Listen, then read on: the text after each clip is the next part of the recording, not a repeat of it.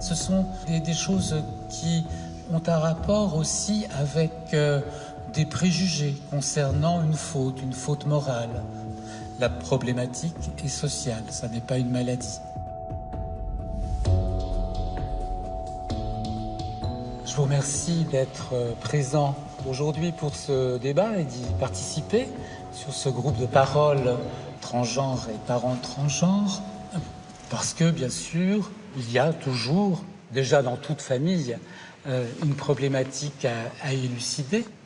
Parler de vos expériences, de vos interrogations, des questions, de comment ça s'est passé dans votre famille, comment ça se passe. Il s'avère quand même qu'un bon tiers donc, de jeunes transgenres auraient fait des tentatives de suicide, ou bien que 2 tiers, en tous les cas, y ont pensé. J'ai toujours été mal à l'aise, mal dans ma peau, depuis toute petite. Psychologiquement, j'avais l'impression de mener une double vie et c'était vraiment trop dur pour moi à supporter. Et en campagne, du coup, on n'a pas de psychiatre comme à Paris, on n'a pas d'association, on est vraiment seul. Et je sais que mes parents, même si vous faisiez des groupes de parole, ils pourraient pas y aller parce que ce serait surtout dans les grandes villes. Et on est vraiment délaissés dans un petit coin, on est entre 4 vaches et les vaches nous comprennent pas. J'avais annoncé à ma mère que j'étais trans à 13 ans et dès le début, elle a essayé de comprendre le sujet et de me soutenir. Donc c'est vraiment quelque chose qui m'a aidé à faire une transition très jeune. Elle s'était rendue compte que il valait mieux avoir un enfant qui était différent et heureux plutôt qu'un enfant qui était mort en fait. Elle a essayé de comprendre. Elle tolère mon existence en tant qu'être humain, mais je ne suis plus son enfant pour elle, en fait. En fin de compte, pour ma mère, c'était un deuil. C'était, en fin de compte, enterrer sa fille. En 4e, c'est vraiment la puberté qui a été l'élément déclencheur. C'est vraiment là où j'ai commencé à beaucoup souffrir, à être déprimée. En fait, on n'est pas du tout reconnu. C'est ça le problème. Le plus gros problème, c'est qu'on n'est pas reconnu pour ce qu'on est vraiment. Oui, je suis un homme. Oui, je suis née fille. Et alors ?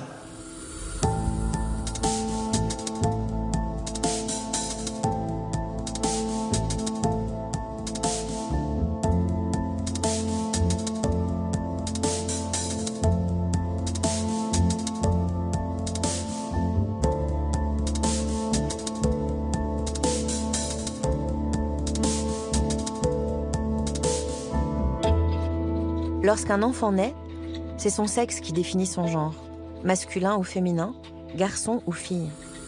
C'est en tout cas ce qui va être inscrit sur ses papiers d'état civil. Mais voilà, il existe des exceptions. Léna, Lucas, Elena, Bass ou Connor, tous ont la conviction de ne pas être nés avec le bon sexe dans le bon corps. Depuis leur plus jeune âge, tout se passe comme si leur ressenti était en opposition avec leur ADN. Longtemps, ce trouble appelé dysphorie du genre a été classé comme une affection psychiatrique. Pourtant, de plus en plus de médecins l'affirment. Il ne s'agit pas d'une maladie mentale. Aujourd'hui, des enfants et des adolescents revendiquent leurs différences. Et pour devenir ce qu'ils sont au plus profond de leur être, ils vont devoir affronter le regard de leur famille et de la société, puis effectuer une transformation hormonale qui va modifier irréversiblement leur corps.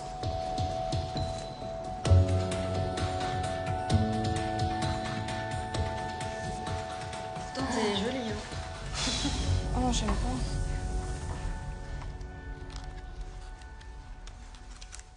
T'étais tout le temps grimpée sur les arbres, les trucs, on t'appelait Moubli, tu te rappelles pas? Ah si, je m'en rappelle. Bah oui. Génial. Sur la plage, c'est où? T'es au milieu? Ouais, là. Ils sont jolis, les photos. J'ai pas trop. Mais t'aimes pas, parce que c'est pas toi. Ouais, c'est pas moi, quoi. Comme maintenant. Hein. Tout le temps la banane. Bah là aussi, regarde, on dirait un petit gars. C'est ça te plaît, ça. Hein. Ouais. Tu vois, je t'habillais pas que en rose. Hein. Donc t'es souvent en jean, en basket, tu vois. Ouais. J'ai pas été longtemps à me dire, à insister. C'est des chouettes souvenirs. Ça te... Ouais, non, ça me fait... Ça me rend pas triste ou quoi que ce soit. Regarde celle-là. Ouais. Moi non plus, ça me rend pas triste, j'adore, je trouve ça super beau. Ces photos.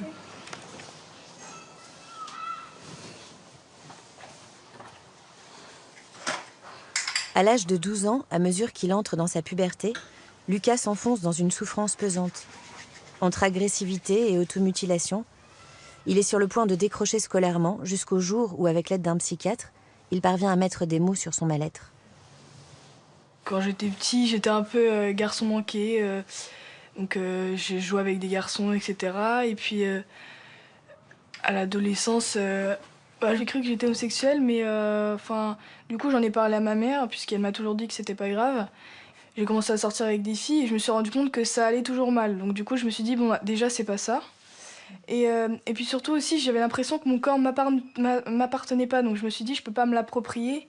Je peux pas vivre bien avec. Donc je me suis dit, c'est un problème avec mon corps. Et après, j'ai cherché, j'ai compris pourquoi. En même temps, je voyais les autres garçons, je me disais, qu'est-ce qu'ils ont de la chance, parce que moi j'avais la puberté féminine, ils avaient la puberté masculine. Et je me suis dit, c'est comme ça que j'aurais dû être depuis le début. Le plus dur, c'est de pas savoir ce qu'on a et ce qu'on ressent et ne pas pouvoir l'expliquer aux autres. Ne pas pouvoir expliquer pourquoi on est agressif comme ça et pourquoi on n'est pas bien. Comme elle était très en colère, j'ai dit, bon, écoute, on va aller voir un pédopsychiatre pour voir un peu ce qui se passe, parce que c'est pas cette colère, moi je sens qu'il y a quelque chose de plus profond, quoi. C'est pas... Et puis surtout, le collège nous avait prévenu qu'il y avait eu des petits... un jour, on nous avait appelé en disant que Lina s'était coupé le pouce. Ça m'est arrivé de me scarifier, mais à des moments où j'étais vraiment très très en colère, donc des pics de colère où je me sentais vraiment vraiment super mal et j'avais pas d'autres possibilités, et du coup... je faisais ça histoire de plus ressentir de douleur. Voilà, ça s'est déclenché comme ça. On a vu quelqu'un avec qui elle s'est super bien entendue, un pédopsie. Et puis au bout de 6 mois, c'est sorti. Puis voilà, le plus gros était fait. Ce que nous a dit le pédopsie, ça y est, c'est fait, c'est sorti maintenant. J'ai demandé d'abord à mes amis de m'appeler Lucas, etc. Ils ont tout de suite compris. Et j'ai pas eu vraiment à leur expliquer pendant des heures. Ça a été bref et puis ils ont trouvé ça naturel. Enfin, ils m'ont dit, t'as toujours été comme ça a pas changé grand-chose. Et donc ils ont tous commencé à m'appeler Lucas. Et puis finalement, les profs, ils se sont mis aussi à m'appeler Lucas et on rigolait bien sur le sujet. Enfin, mes profs, ils étaient super gentils, super à l'écoute. Et du coup, je pouvais leur parler de ça sans problème. Mes parents m'appellent encore elle, mais je pense que... ils font pas... c'est normal pour des parents, quand ils ont une fille, de continuer à l'appeler elle. Et moi, je leur en veux pas, parce qu'ils ont pas été méchants avec moi. À aucun moment, ils m'ont rejeté. Et ils m'ont toujours aidée. Donc, du coup, j'ai pas le droit de leur en vouloir pour des choses comme ça. Le transgenre ne change pas d'identité. C'est ça, c'est que j'aimerais tellement qu'on comprenne ça. C'est que la personne, elle est la même. Donc, on perd pas quelqu'un. Il est là.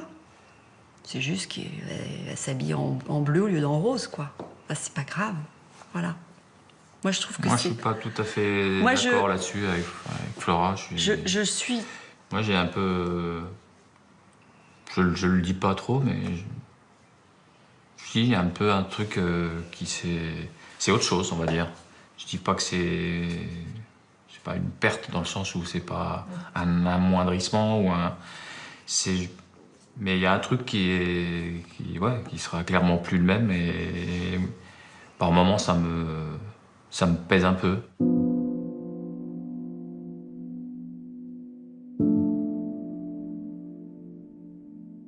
Quand ils sont petits, on s'imagine des choses de leur futur qui ne sera plus, c'est-à-dire que c'est la perte d'un futur différent. Même si on s'en doutait inconsciemment, c'est toujours une onde de choc de l'accepter. Ça s'est pas fait en 24 heures non plus. J'ai quand même fait, bon, alors comment on va faire? Moi, le truc qui a été le plus difficile, et je pense que c'est ce qui doit se passer chez beaucoup de parents, c'est qui je vais voir, où je vais. À qui j'en parle, comment on fait? Même le pédopsychiatre qu'on a vu n'avait pas de réseau non plus. Et ça, c'est grave, je trouve, parce que je trouve que tous les pédopsychiatres, ou en tout cas les gens qui sont censés accompagner des enfants en difficulté, devraient pouvoir orienter les parents sur ces questions et leur dire, alors voilà, il y a ce centre où vous êtes... Et il n'y a pas.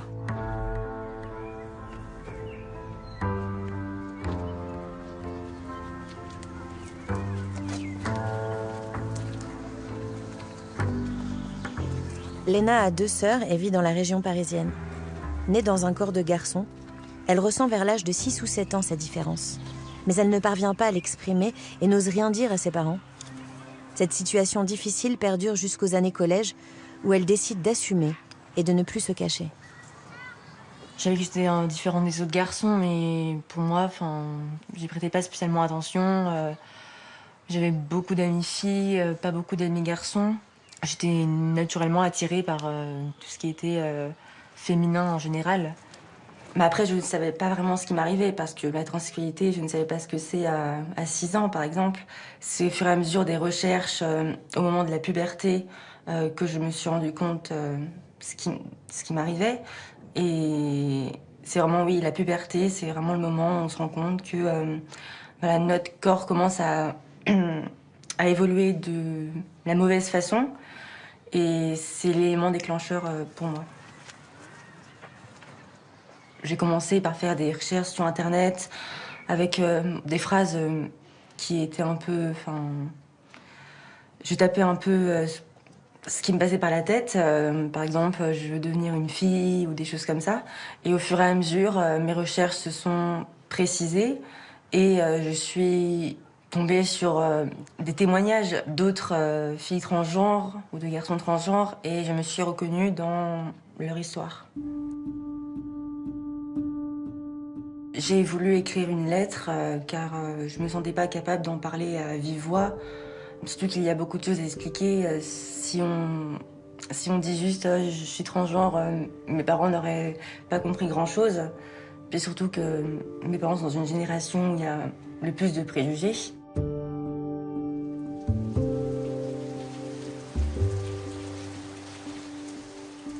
Je m'en rappellerai, je pense, toute ma vie, puisque c'était quelques jours avant le jour de Noël, donc en décembre 2014.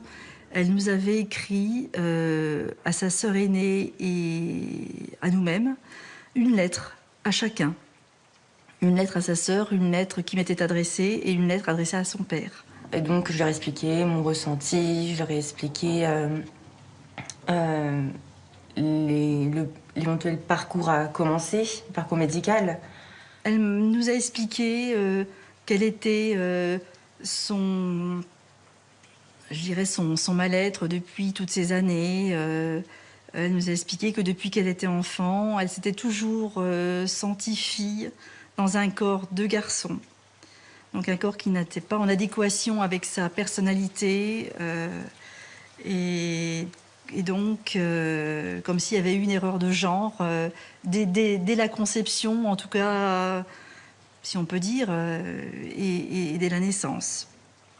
Je l'ai mis dans la lettre, j'espère que tout va bien se passer. Parce que commencer à mon âge, ce serait ce qui serait le mieux pour moi. Et donc, ce n'était pas ni des caprices de sa part, ni des exubérances, ni quoi que ce soit. Simplement, elle ne pouvait rien changer à cet état-là. Et donc, nous, il fallait qu'on essaye de l'accompagner au mieux et puis d'accepter cet état de fait.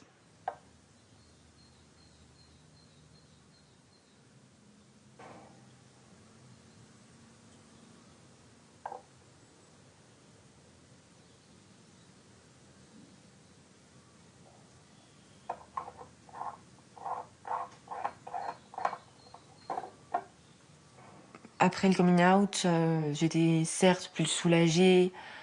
J'avais l'impression que je ne cachais pas quelque chose à ma famille. Je m'étais fait un peu une idée. J'avais un peu peut-être trop d'espoir, mais au final, non. Je dirais pas on est dans la même situation, mais il y a encore beaucoup de choses à régler. Il y a encore beaucoup de problèmes.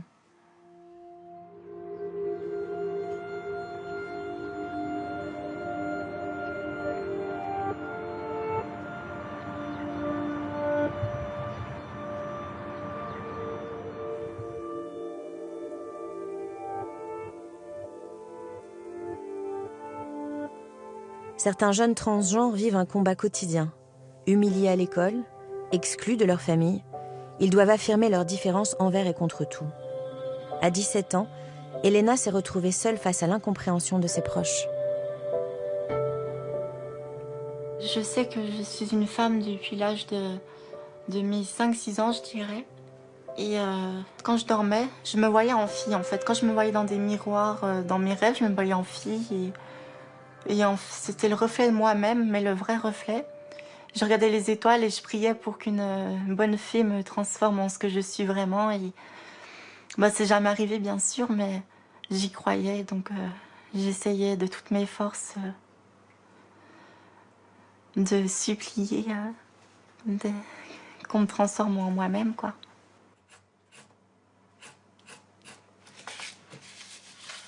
Mon enfance, j'en ai pas vraiment profité parce que j'étais mal avec moi-même. J'étais plutôt renfermée. Je parlais pas beaucoup, je m'isolais. Je restais souvent dans ma chambre, à dessiner, à écouter de la musique. Des fois, je m'amusais avec ma sœur à jouer à la poupée. Sauf que je me cachais parce que si ma mère le remarquait ou... J'avais peur, j'avais honte en fait à cette époque-là.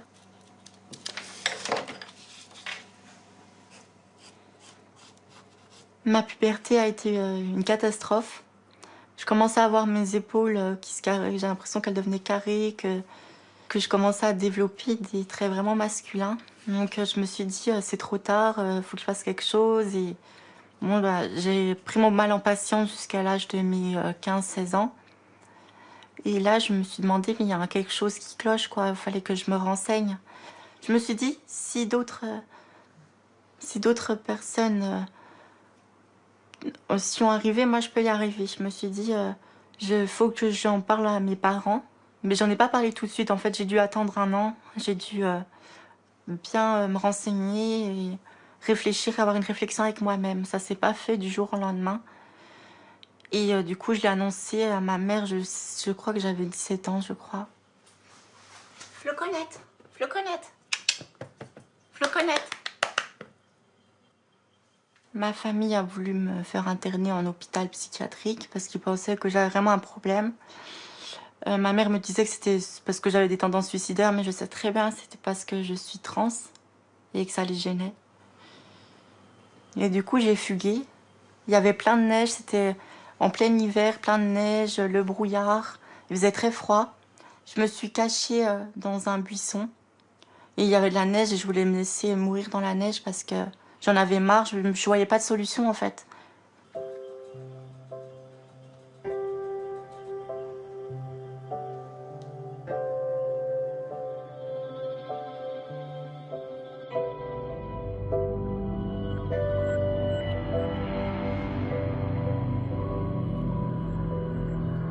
Lorsque la famille fait défaut, il existe quelques rares structures vers qui les jeunes transgenres peuvent se tourner.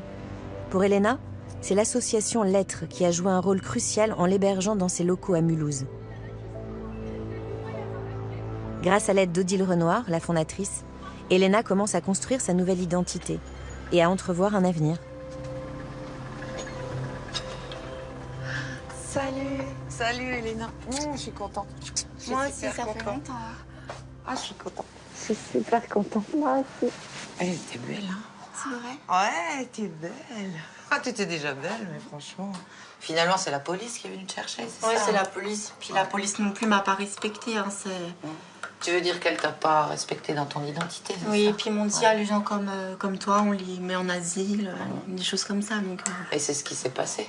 Oui, le lendemain, quoi. Ouais. Et en fait, ils étaient contents, hein, qu'on t'emmène. Ils étaient soulagés, je pense, parce qu'ils savaient pas quoi faire, quoi. Puis ils voulaient pas savoir, je pense. Oui, je crois que c'est ça. Et après, t'as pas eu beaucoup de contacts. T'en as maintenant depuis ta maman? Un peu avec ma mère au téléphone, mais pas plus que ça. Mais elle est venue te voir? Non, elle devait venir me voir en octobre, en novembre, en décembre, mais elle n'est pas venue. Mais c'est comme quand t'étais chez nous, tu te souviens? Elle disait je vais venir, je vais venir. Oui, mais non, elle n'est pas venue. Ouais. Et quand on a essayé de te trouver une place au lycée? Je me souviens ce qu'il avait dit, le directeur. Ouais. Il a dit que maintenant on ne peut pas vous prendre parce que ça poserait problème, quoi, que oui, ne pourrait pas me respecter mon identité. Oui, on peut pas vous garantir qu'on va respecter votre identité. On peut pas obliger les profs.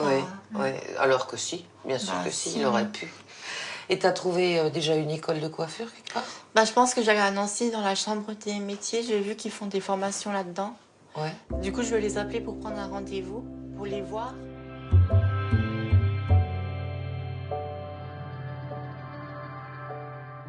Pour arriver à être plus ou moins dans le corps dans lequel ils se sentent, ils doivent subir beaucoup d'agressions verbales, physiques, de la part de gens qui n'y comprennent rien. Et c'est long. Et pour les jeunes qui ont 18 ans et qui savent depuis tout petit qui ne sont pas dans le bon corps, pour eux, c'est horrible d'attendre jusqu'aux 18 ans. Et à partir de 18 ans, c'est le seul moment, c'est le moment en France où on a le droit de commencer un parcours. Dans le monde médical, la dysphorie de genre est aujourd'hui encore peu considérée. Rares sont les médecins du secteur libéral à prendre en charge ces adolescents. Quant au secteur public, aucun service spécialisé n'existe en dehors de Paris. Par conséquent, les jeunes transgenres doivent se diriger vers des consultations destinées aux adultes. Madame, venez. Bonjour. Elena a dû attendre sa majorité pour obtenir son traitement hormonal. Depuis 6 mois, elle a décidé seule d'entamer son parcours pour se féminiser. À 2 comprimés par jour.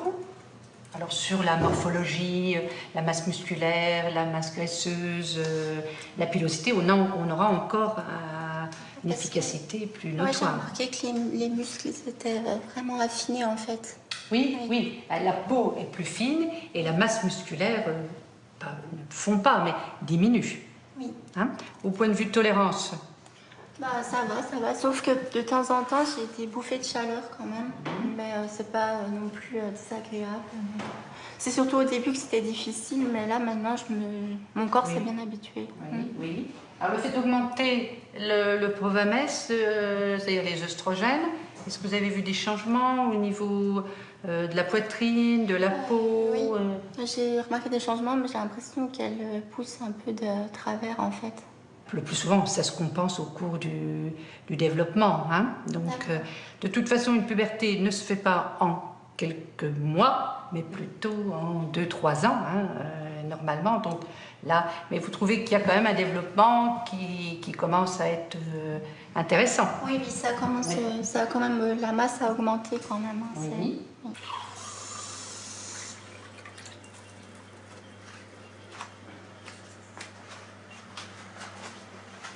Les traitements hormonaux pris sont des traitements hormonaux dont on connaît les effets secondaires, que l'on surveille de façon rapprochée, et il faut médicaliser pour éviter les automédications, les traitements avec des produits qui sont nocifs, des doses qui sont excessives, et puis des impacts et des effets indésirables, incidents, voire accidents cardiovasculaires, métaboliques ou cancérologiques. Voilà.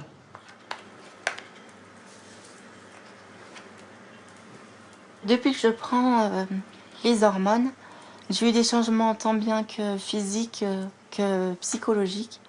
Alors ça m'a rendue beaucoup plus sensible, beaucoup plus à fleur de peau aussi. Des fois j'avais des sautes d'humeur, mais ça s'est stabilisé au fur et à mesure du temps, c'est normal.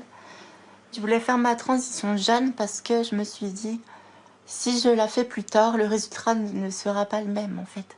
Plus on le fait jeune, plus c'est réussi. Ça, je le savais. Et je voulais pas gâcher la moitié de ma vie à être pas moi-même. Je me suis dit, je pouvais plus supporter de toute façon. Je me suis dit, merde, je suis comme ça, et c'est tout.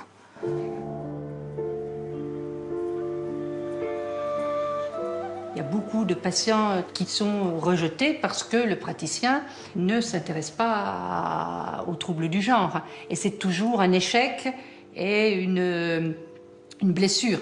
Donc il faut une lisibilité plus importante, il faut des centres de référence, il faut qu'ils se multiplient, il faut qu'ils s'organisent, il faut qu'ils communiquent pour que les patients ayant ce besoin sachent où frapper et où avoir de l'aide.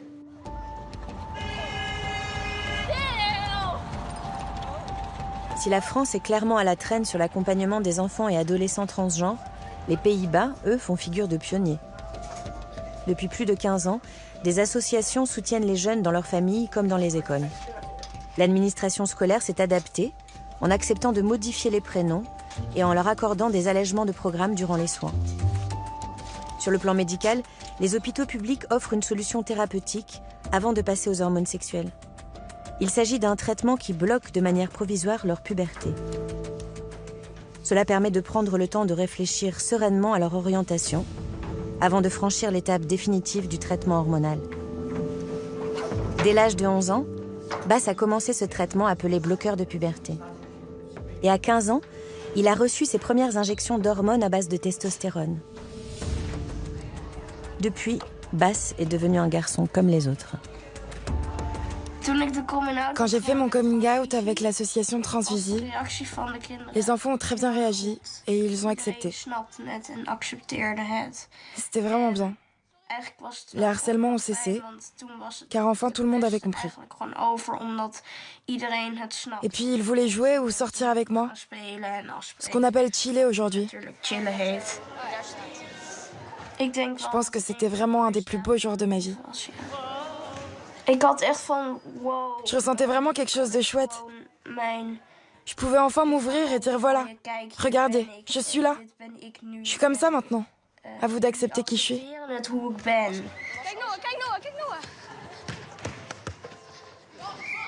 Bass avait déjà fait son coming out à l'école primaire.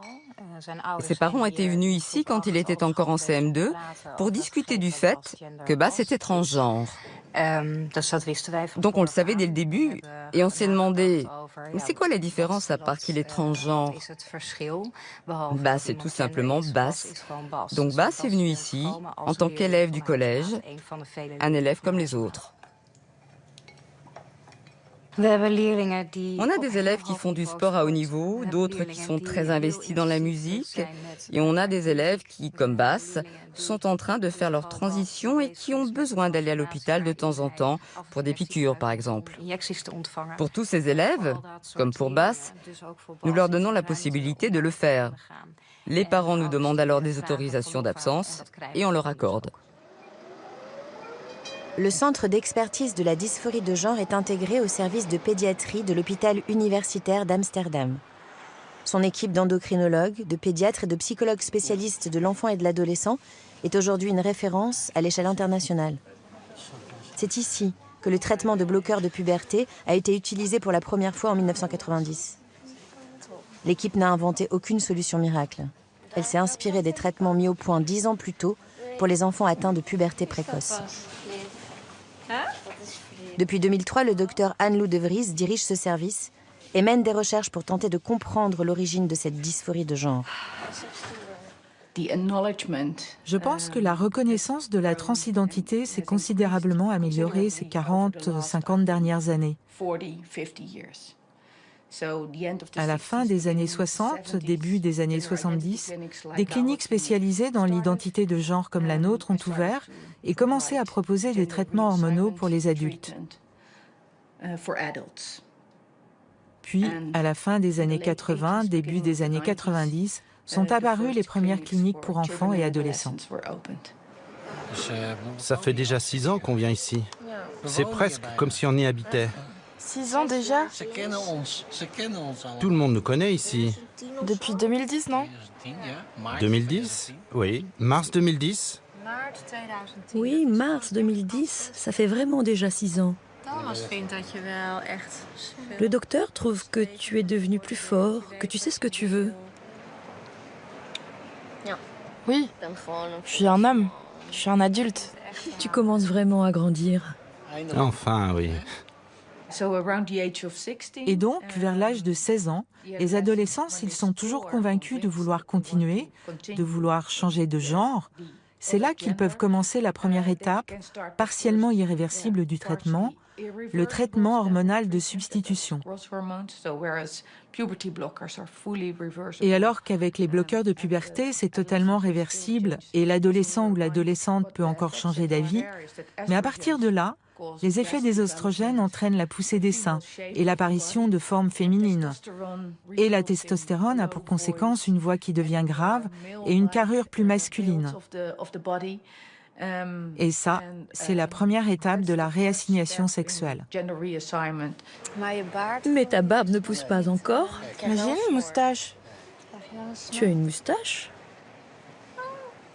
Alors tu pourrais commencer à te raser? Moustachu. Non, je voudrais avoir une barbe de 3 jours. Regarde, moustache. Non, je veux une barbe de 3 jours. On a besoin des parents pour le contexte familial, pour savoir ce qui se passait quand l'enfant était petit, ce qui leur a fait penser que leur enfant avait une dysphorie de genre. Et bien sûr, beaucoup de parents ont peur de prendre une décision à un âge trop jeune. Alors, on explique bien en détail ce qu'on fait, à quel point on est prudent dans nos choix, et les parents finissent par être convaincus et sentir qu'on agit pour le mieux.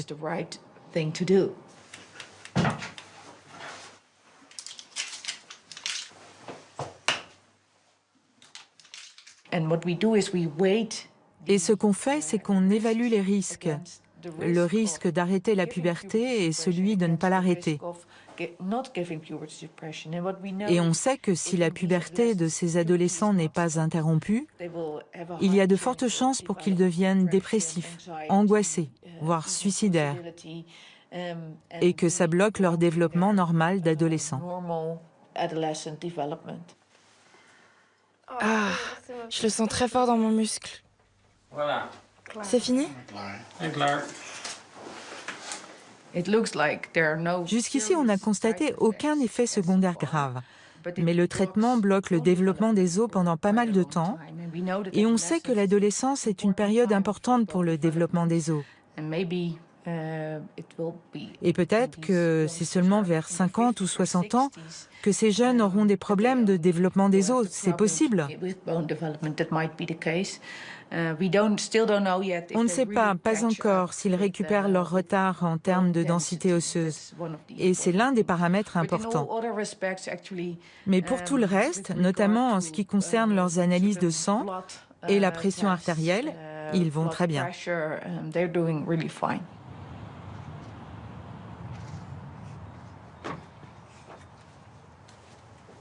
Salut! Ça m'a fait mal. Ça brûlait.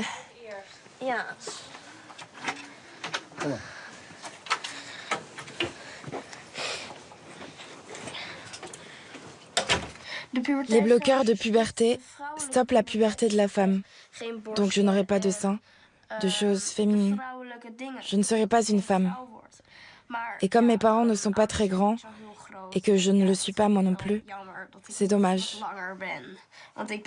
Parce que je suis quand même un des plus petits de ma classe. Alors c'est pas facile. Maintenant j'ai de la testostérone. Et je suis très content parce que je l'ai attendu très longtemps. Et ce que je souhaite vraiment, c'est grandir. J'espère vraiment devenir plus grand. Et ce que j'attends aussi, c'est de devenir un homme. Avoir de la barbe, des muscles, la voix grave. Je voudrais vraiment que ma voix soit plus grave. Je le veux aussi parce que mes copains commencent leur puberté et j'ai pas envie d'être le seul à rester comme ça. Ce que je veux faire après, je veux absolument faire les opérations. Ce à quoi je pense, c'est changer de sexe. Parce que ce que je veux, depuis que je suis tout petit, c'est faire pipi debout.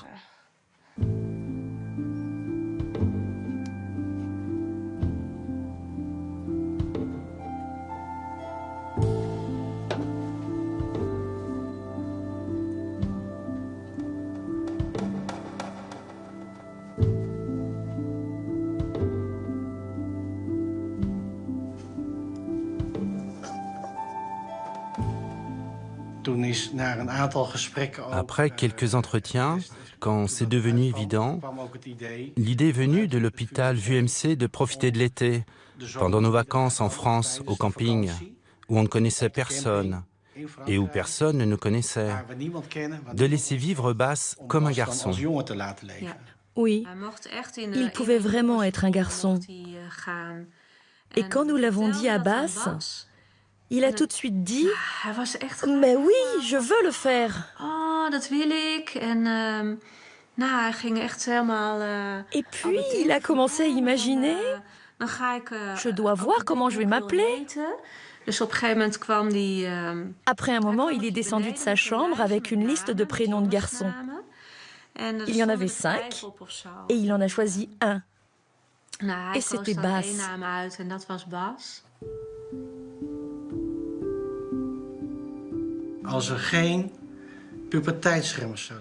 S'il n'y avait pas de bloqueur de puberté, s'il n'y avait pas de thérapie hormonale et l'accompagnement de l'hôpital VUMC, on aurait aujourd'hui un enfant très malheureux, qui se ferait du mal, qui se mutilerait. Et je ne sais vraiment pas comment cela aurait évolué plus tard. De toute façon, ce serait un enfant perturbé, qui serait devenu dingue. Nous avons souvent entendu des histoires. Ok, ce sont des histoires sur des garçons qui se sentaient filles et qui détestaient tellement leur sexe qu'ils voulaient le couper. Ou des filles qui avaient eu des seins et qui voulaient les couper. Heureusement, ça n'arrivera pas à Bas, parce que chez Bas, ça a été freiné par les bloqueurs de puberté. Il n'a pas eu de sein, il n'a pas eu ses règles. Et il est encore un peu comme avant la puberté, même si son corps continue à se développer.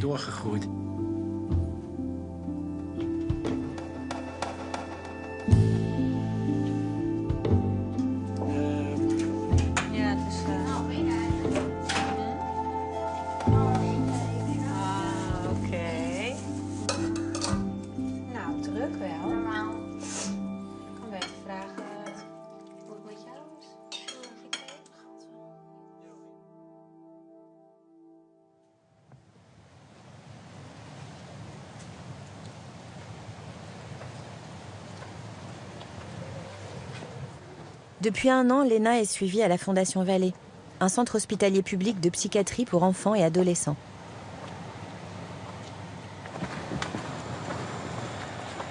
S'inspirant des modèles hollandais et canadiens, la France crée en janvier 2016 une équipe pluridisciplinaire à destination des jeunes patients transgenres.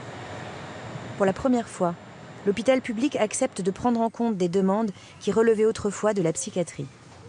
L'objectif n'est plus de faire disparaître cette dysphorie, mais de les accompagner dans leur démarche. Les équipes impliquées restent réticentes à communiquer sur ce fonctionnement inédit.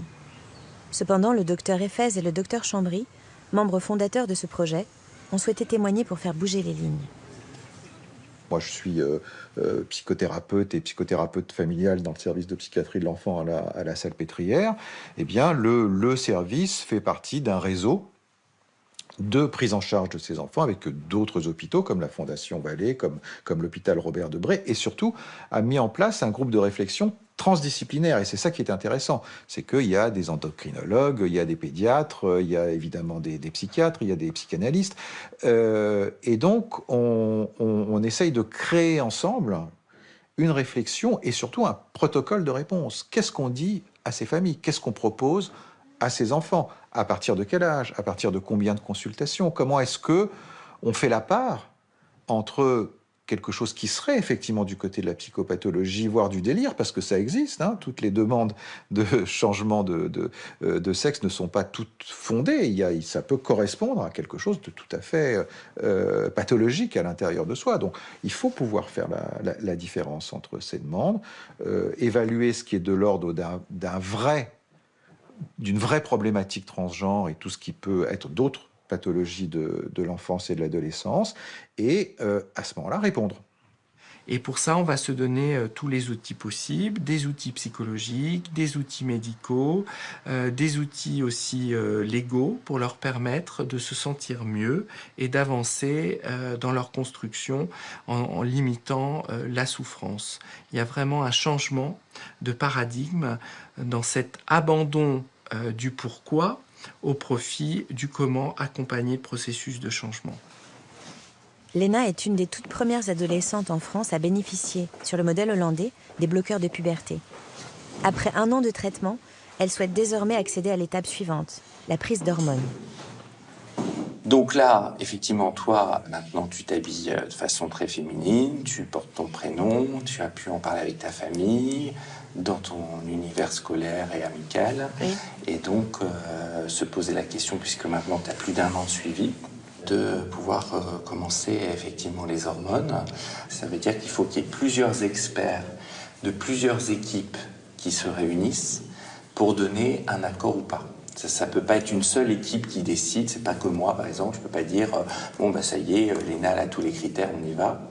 Ça doit passer par une commission, hein, et cette commission, elle est formée des équipes qui travaillent sur le sujet. Hein. Donc on a donc présenté ton cas, hein, j'ai expliqué un petit peu ton parcours, où tu en étais, et il y a eu une discussion sur effectivement comment toi tu envisages l'avenir. Il y a eu un accord pour que l'hormonothérapie puisse débuter. Hein. T'imagines que ça va t'apporter quoi en plus là maintenant? Répartition des graisses, ouais. Développement mammaire, affinement au niveau du visage, pilosité moindre, puberté féminine. Oui, donc tu as des attentes vis-à-vis de ce traitement. Oui. Bah, je sais que ça marche quand même bien chez pas mal de personnes. Donc, L'ensemble des psys et du personnel médical, hein, y compris les endocrinologues qui sont un peu en première ligne hein, par rapport à ces prises en charge, pour l'instant n'ont pas d'une conception, un discours et une réponse homogène par rapport aux questions qui sont posées. Certains vont être plus conservateurs que d'autres. Certains vont penser que jamais, au grand jamais, on ne doit toucher au corps d'un enfant. Y compris par des hormones, parce que un enfant n'a pas la capacité de savoir quels sont ses besoins par rapport à ces questions-là. Donc il y a beaucoup de divergences, il y a beaucoup de discussions, il y a beaucoup de critiques de ce que font les uns et les autres. C'est vraiment une matière qui est en pleine transformation aujourd'hui. Et alors, ils ont réagi comment dans la classe? Ah, super bien. J'étais la première personne à le faire au lycée, donc ça a été un peu une première fois pour tout le monde. Les enseignants, même les enseignants même ne connaissaient pas très bien le sujet. Enfin, c'est encore un sujet assez difficile. Donc oui, c'est surtout les questions. Comment les gens vont réagir? Si jamais ça se passe mal, comment je fais? Mais non, c'est très bien passé. Et toi, tu te sens mieux maintenant? Ah oui. Oui. Donc c'était l'angoisse de ce passage, mais une fois qu'il est fait, oui, finalement, t'as pas de regrets ou... Non. Oui, mais j'ai fait quand même de grandes étapes. Une fois que la transition sociale est passée, enfin, c'est déjà plus facile à vivre. Voilà, juste que ça avance, en fait. Parce qu'on a un peu une période où on est un peu bloqué, enfin... Je veux que ça avance. C'est tout.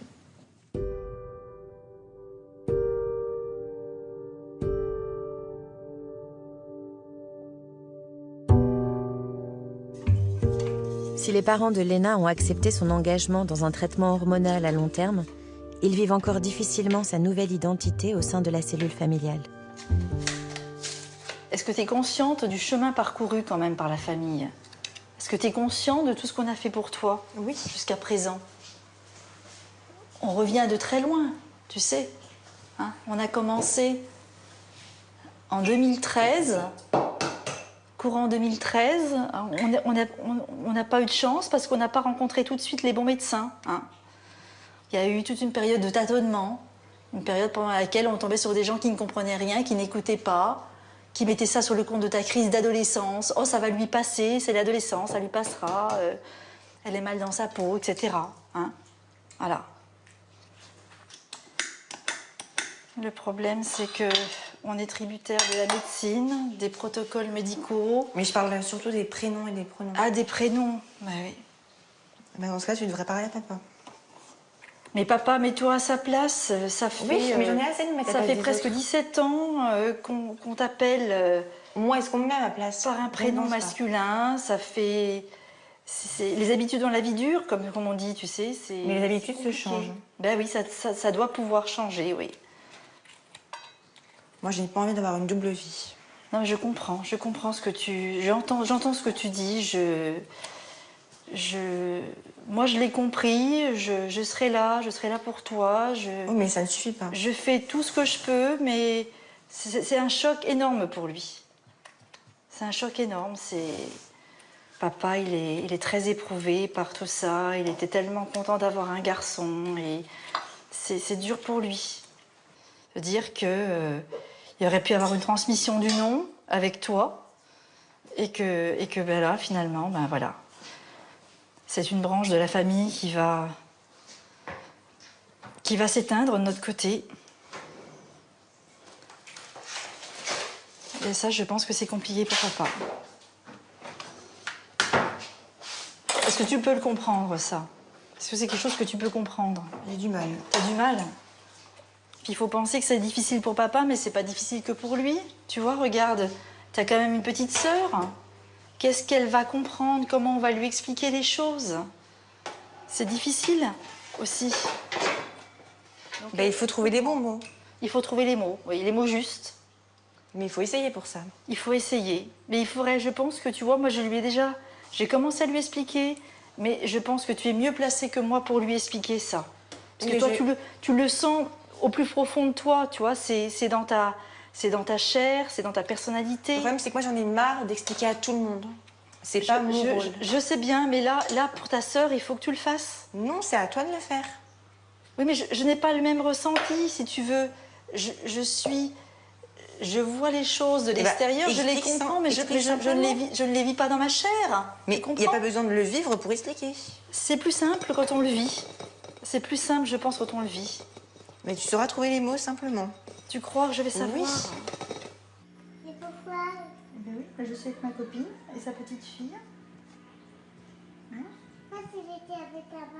J'essaie de faire entendre mon point de vue à la maison, mais le problème, c'est surtout mon père qui est très campé sur sa position, qui pour lui, même pour mes parents, c'est difficile. Mais mon père n'essaye pas de faire des efforts pour changer le prénom, les pronoms aussi.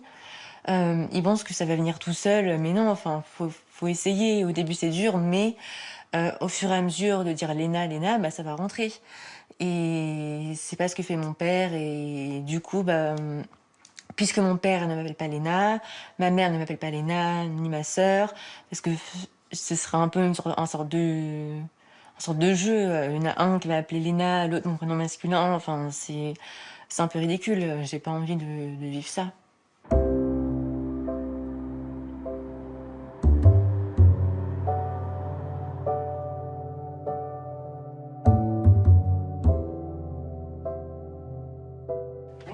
Lucas et ses parents ont rendez-vous pour la première fois avec le docteur Chambry. Après avoir cherché des solutions dans le secteur privé pendant plusieurs mois, ils espèrent trouver ici une écoute bienveillante et surtout un accompagnement adapté.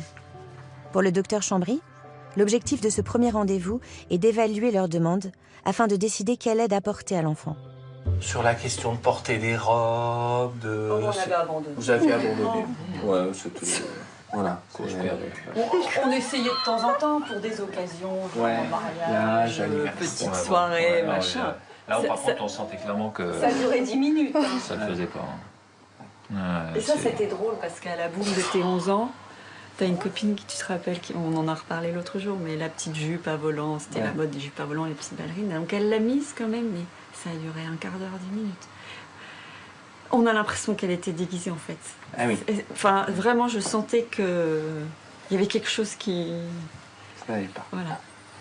Là, tu dirais que tu es sûre de toi dans cette question d'être un garçon? Tu arriverais à dire ça, ou c'est encore... ou pour toi, maintenant, c'est clair? Pas dans l'extrême. C'est quoi dans l'extrême? Je sais pas. Parce que, non, je sais pas comment expliquer ça, mais... Bon, comme ça devient, hein. Enfin, je veux dire... Oui, si, non, enfin, c'est plutôt clair, je pense. Ouais. Mais non, mais ça, c'est intéressant. C'est quoi cette histoire d'extrême? Comment tu vois les choses? Je pense qu'il y a différents stades. Ouais. Et moi, c'est pas... C'est-à-dire, t'as un exemple? Par exemple, je ressens pas la nécessité de tout de suite prendre des hormones, tout de suite commencer ou faire toutes les opérations, etc. D'accord. Ouais. D'accord. Mais ça a évolué parce que... Ouais, au début, j'étais pas du tout comme ça. Quand tu voyais du fait, le but c'était ça, hein. Fallait que ça pulse. Hein. C'est un petit peu le point peut-être qu'il faudra envisager un petit peu d'être au clair sur est-ce que toi, effectivement, ton objectif c'est vraiment de t'affirmer en tant que garçon et que effectivement ça veut dire on me voit comme un garçon, je me présente comme un garçon, j'ai une identité de garçon avec après différentes possibilités, ou est-ce que finalement ce côté fille-garçon manqué, est-ce que c'est un truc qui te plaît quand même? Non, ça me plaît pas, mais mon identité de garçon, je l'ai avec tout le monde, sauf avec mes parents. Donc, D'accord. Tu les préserves en fait? Oui. Bah, je sais pas comment je vais faire, mais... Je pense, non? Ouais. C'est ça? Ouais, je pense. Qu'ils soient... Voilà. Tu veux pas les brusquer trop. Ils s'habituent tranquillement. D'accord. Ouais, je pense. Si tu étais venu plus jeune, avant d'avancer à ce point dans ta puberté, on se serait posé la question, avec toi et tes parents, sur est-ce qu'on stoppe la puberté pour éviter que tes seins poussent, que les règles apparaissent, que voilà. Mais ça, cette discussion, on l'abandonne tout de suite parce que maintenant, tu es trop âgé pour ça. Donc maintenant, ta puberté est là, elle est déjà bien avancée, donc on doit faire avec. Nous, ce qu'on va déjà proposer, c'est de rentrer dans le programme, qu'on continue à explorer. Le fait qu'il y ait des jeunes qui décloisonnent finalement cette question du genre en interrogeant très tôt cette question de l'identité masculine et féminine, eh bien, ça décloisonne aussi des destins. C'est-à-dire que, au fond, il y a 2 générations, on était transsexuel ou on ne l'était pas. On était homme, femme ou transsexuel d'une certaine façon, c'est-à-dire aussi homme ou femme, en ayant changé de destin. Et aujourd'hui, il y a quelque chose qui, dans ce décloisonnement, qui permet, au fond, d'autres types de trajectoires, qui seraient celles d'un troisième sexe, d'un troisième genre, mais pourquoi même un troisième, qui serait juste d'un décloisonnement. Et moi, je vois beaucoup d'adolescents qui sont dans ces trajectoires-là, où ils commencent à prendre des hormones, mais où ils n'envisagent pas, par exemple, une mutilation chirurgicale. Ils peuvent tout à fait concevoir d'avoir un corps qui anatomiquement va porter des caractéristiques masculines et féminines. De la même façon que sur le plan de leur orientation sexuelle, ils peuvent tout à fait se sentir bisexuels ou asexuels. C'est-à-dire que finalement, le puzzle de l'identité, le prisme de l'identité sexuée comme de l'orientation sexuelle, il est beaucoup moins catégorisé. Et ça, je pense que c'est ces jeunes-là qui ont ouvert cette voie-là.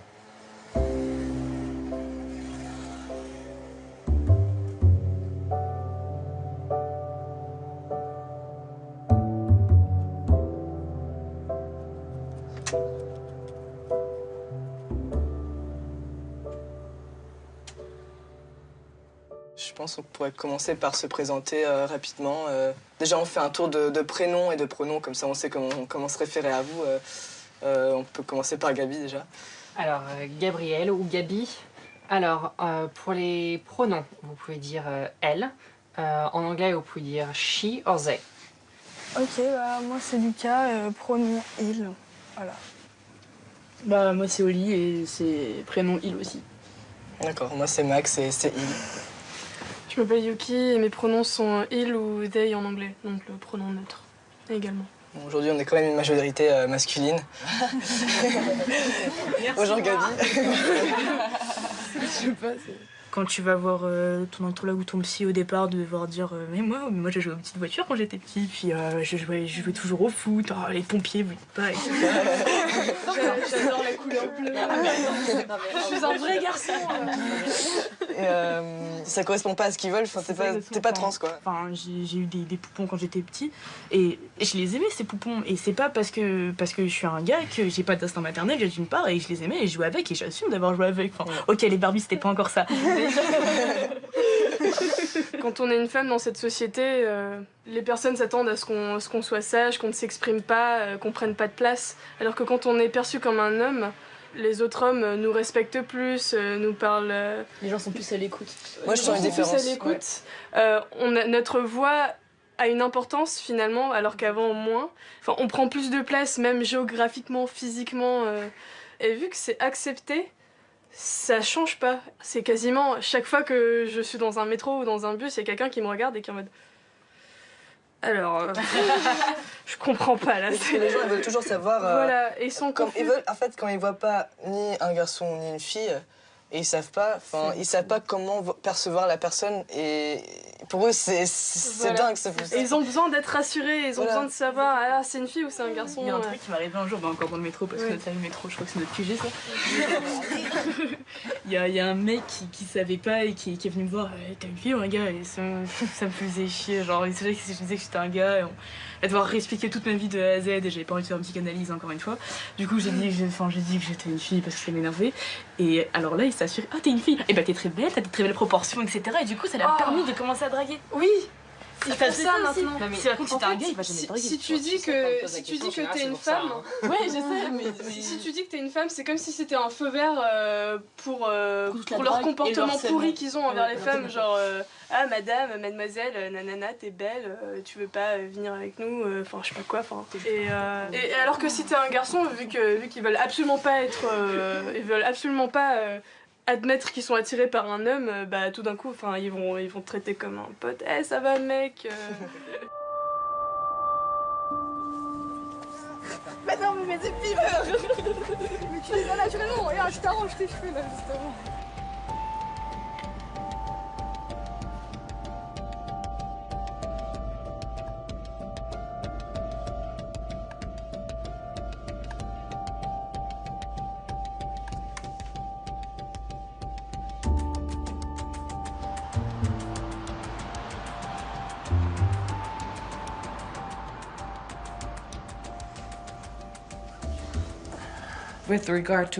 Concernant la cause de la dysphorie de genre, beaucoup de personnes transgenres ont le sentiment que ce n'est pas un choix, mais quelque chose d'inné. Et donc, pour eux, il est logique que ce soit lié au cerveau. D'ailleurs, on trouve ici aux Pays-Bas les études d'un chercheur en neurologie datant déjà de la fin des années 90 et qui montrent que le cerveau est peut-être impliqué dans le fait d'être transgenre.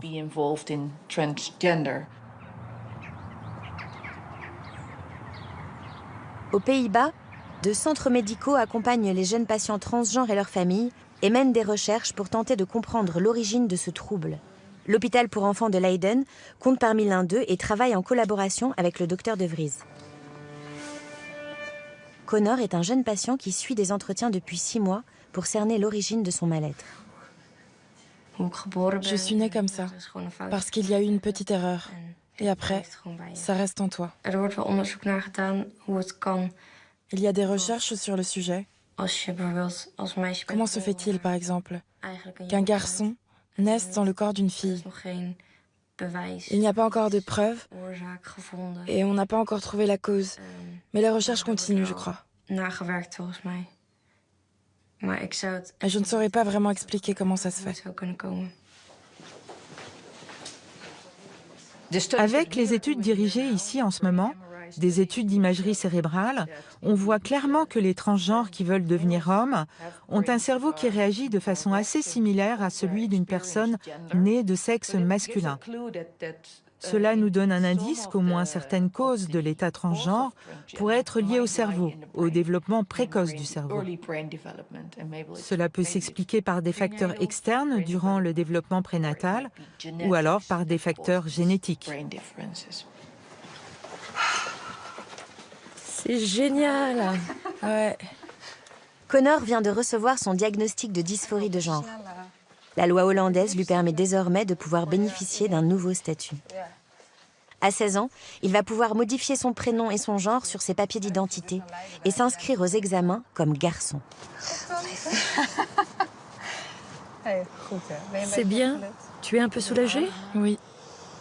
Tu avais peur? Oui. Oui, je le voyais, tu avais les joues rouges.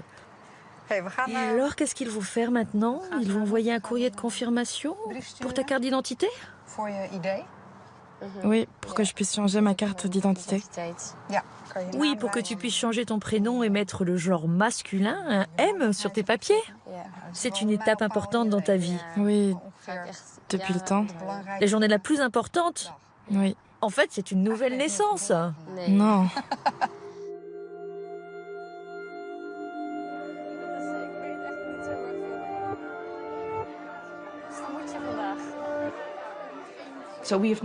On suit désormais les premiers cas de jeunes adultes qui ont débuté le traitement de réassignation sexuelle dès le plus jeune âge. Et on sait qu'ils ont commencé à fonder des familles, qu'ils ont un boulot, qu'ils s'intègrent parfaitement à la société comme les autres. Et c'est formidable de voir ça. Cela confirme que ce que nous proposons est une très bonne solution pour les jeunes transgenres.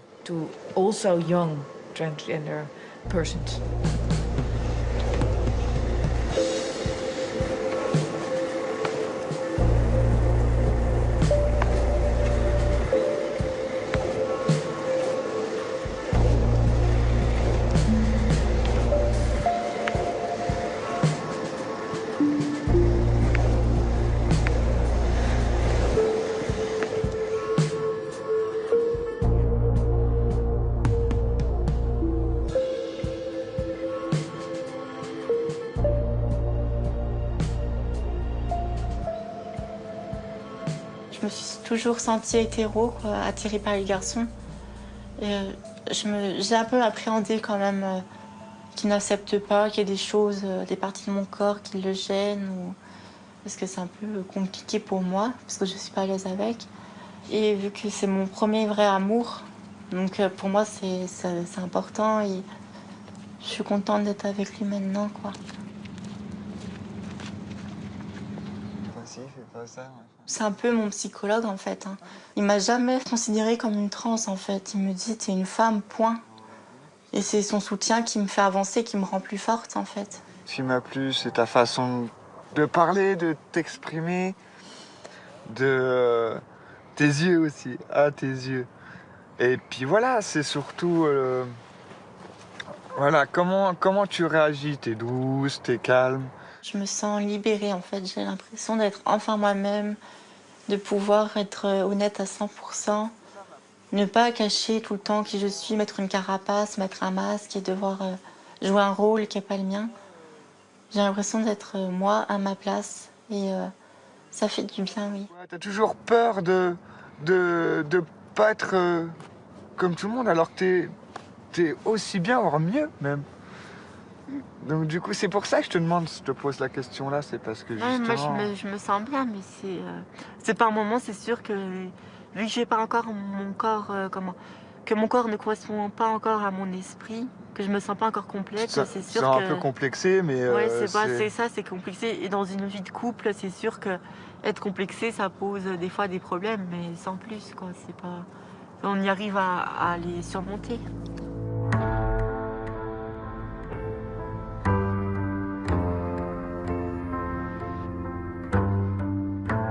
Je me sens prête à être maman. Pas tout de suite, bien sûr, parce que je suis jeune quand même.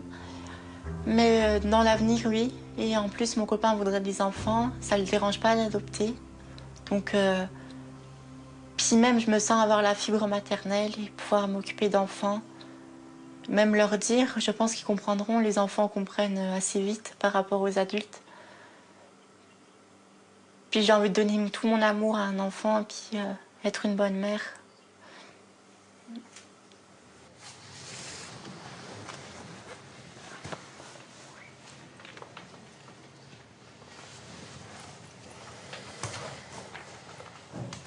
En remodelant leur corps chimiquement, les jeunes transgenres compromettent leur fertilité.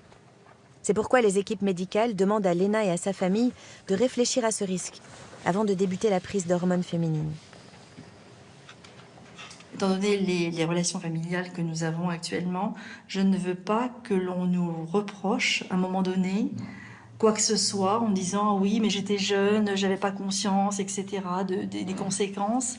Moi, je comprends que tu ne veuilles plus perdre de temps, entre guillemets, que les mois paraissent des années et que tu veux aller de l'avant. Je veux pas que tu aies de regrets, c'est sûr. Moi, je sais, moi, je veux des enfants plus tard. Mais je sais que si j'arrête le traitement, je vais sombrer en dépression.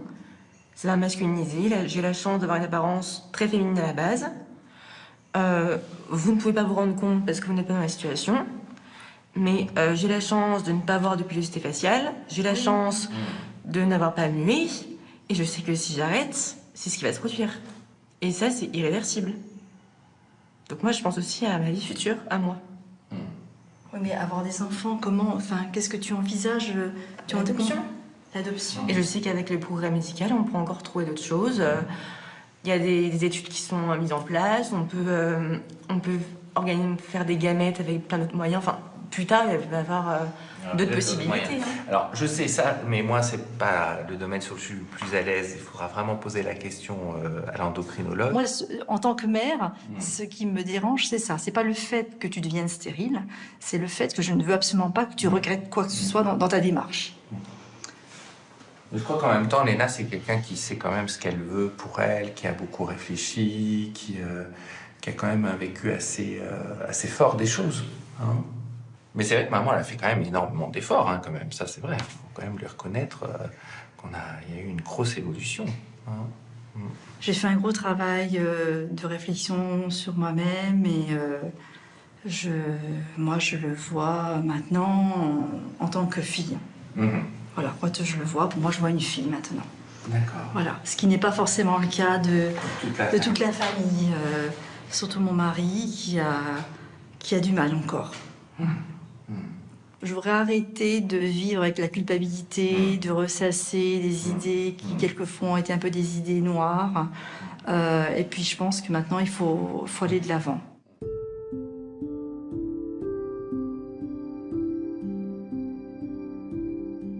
Comment tu envisages un petit peu la suite, justement? Comment toi, dans ton esprit, t'imagines un petit peu les différentes étapes? Comment tu vois? Les hormones. Ouais. Puis l'opération. Et ça, tu trouves que ça serait urgent, cette vaginoplastie? Ah oui. Ouais. Surtout qu'il y a une liste d'attente qui est assez longue, donc...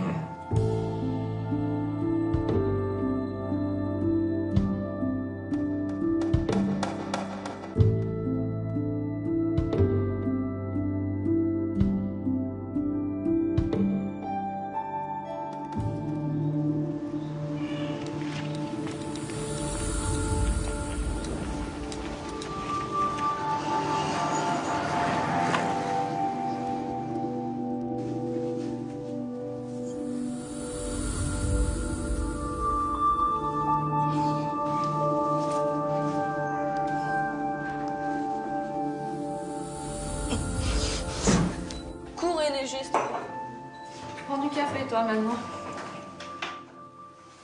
Il devient un peu plus... un peu plus mec.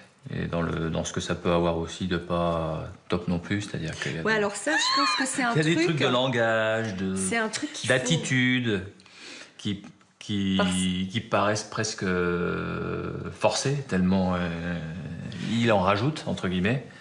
Et bon, ça, on essaye un peu de calmer, mais c'est marrant, moi j'ai senti ça, c'est-à-dire que c'est un peu plus... Comme maintenant, c'est clairement affirmé.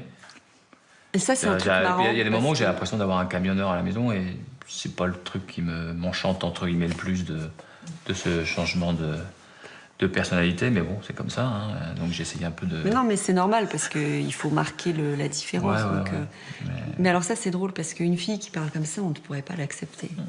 Et donc c'est ça aussi la limite, c'est qu'il faut oublier que c'était une fille, de se dire, bon, là c'est normal, elle essaie de rouler les mécaniques, un peu. Cette différence-là, bizarrement, au lieu d'être un poids ou je pense que c'est un truc qui le rend plus fort et plus... Je sais pas, il a fait beaucoup plus de chemin que beaucoup d'enfants de son âge. Ou quand même nous, à son âge, je pense que c'est énorme, quoi. Je pense que forcément, toute sa vie, ça lui donnera un truc que les autres n'ont pas, je pense. Moi, du coup, je suis assez fière, quoi. Super fière, même. Ouais. Je trouve ça... Puis ça... Voilà, c'est... C'est la vie, quoi. Et plein de trucs. Et puis c'est ça, c'est... Je pense que même il y a un côté un peu en avance sur sur son époque, quoi. Enfin, Et dès qu'on est différent, c'est toujours problématique. On se demande pourquoi, mais c'est comme ça. Donc... Moi, c'est le seul truc qui me fait flipper, c'est ça, c'est les autres. Lui, non. Ça va être... Emmanuel. Pour valoriser la transidentité et lutter contre les préjugés dont ils sont victimes, Alexei, Yuki, Max et Lucas, les jeunes de l'association MAG, participent à un projet artistique sur la diversité des genres.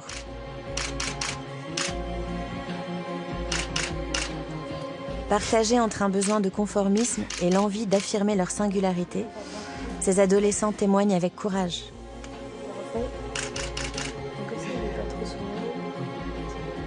Combien de démarches et d'efforts leur faudra-t-il encore fournir pour être simplement acceptés dans leurs différences?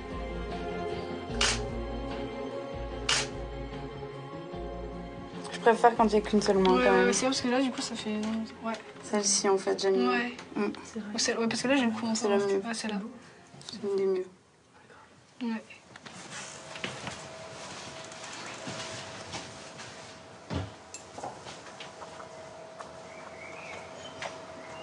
Là, ça fait un mois, du coup, Ouais, c'est ça, un mois depuis hier.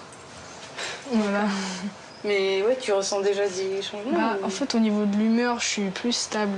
En fait, on m'avait dit que tu vas devenir plus agressif, mais en fait, je suis beaucoup moins qu'avant. Je sais pas si c'est plutôt parce que du coup, je suis content de la voir, etc., et que je suis plus de bonne humeur. Mais sinon, et changement physique, j'ai juste la voix un peu qui a baissé. Ouais, c'est tout. Enfin, ça va doucement, hein, donc, mais bon, voilà. J'arrive à avoir de la patience. De toute façon, il faut être patient dans la vie, donc... Tu te vois comment dans un an, là? Dans un an? Bah... Je pense que j'aurais déjà fait un grand pas, quoi. Et puis, dans un an, je pourrais toujours pas être opérée, puisque j'aurais 17 ans. Mais déjà, au moins, je serais déjà un an sauté. Je vais peut-être faire mon changement d'état civil, etc., pour pouvoir reprendre le sport, avoir des licences... et jouer dans les équipes de garçons, etc. Enfin, c'est parti pour vivre tranquillement, normalement, quoi, entre guillemets. Ouais, voilà, c'est ça, comme voilà. t'as envie, en fait. D'accord, en étant soi-même complètement, voilà. Et voilà. Moi, je changerais rien à mon parcours. Je renaîtrais femme et avec le... Je pense qu'on a un regard sur la vie, qu'on a eu des expériences qui sont autres. Je sais pas, ça se trouve, je serais un mec complètement macho ou misogyne. Et je pense que justement, j'ai ce regard-là sur la vie, ce regard de comment est perçue une femme de la société. Et une certaine sensibilité peut-être que j'aurais pas forcément en étant né assigné homme. Donc pour moi je le vois vraiment comme une continuité et comme une part de ma personne et de ma personnalité. Et pour rien au monde j'enlèverais ça en fait.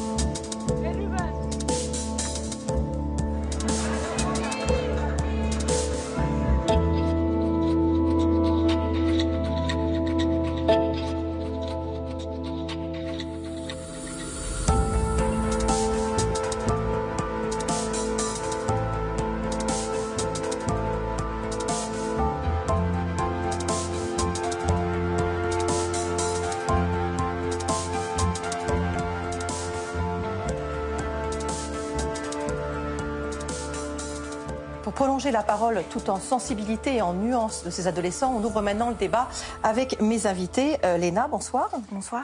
Merci beaucoup d'être avec nous. On vient de faire votre connaissance dans ce documentaire remarquable. Emmanuel Bobatti, bonsoir. Bonsoir. Vous êtes sociologue spécialiste des parcours trans. Avec nous également, que l'on a vu dans ce documentaire, Serge Effès, bonsoir. Bonsoir. Vous êtes psychiatre, responsable de l'unité de thérapie familiale dans le service de psychiatrie de l'enfant et de l'adolescent de l'hôpital de la Pitié-Salpêtrière, c'est à Paris. À vos côtés, Clémence Zamora-Cruz. Bonsoir. Bonsoir. Vous êtes l'une des porte-paroles de l'interassociative lesbienne, gay, bi et trans qui lutte contre les discriminations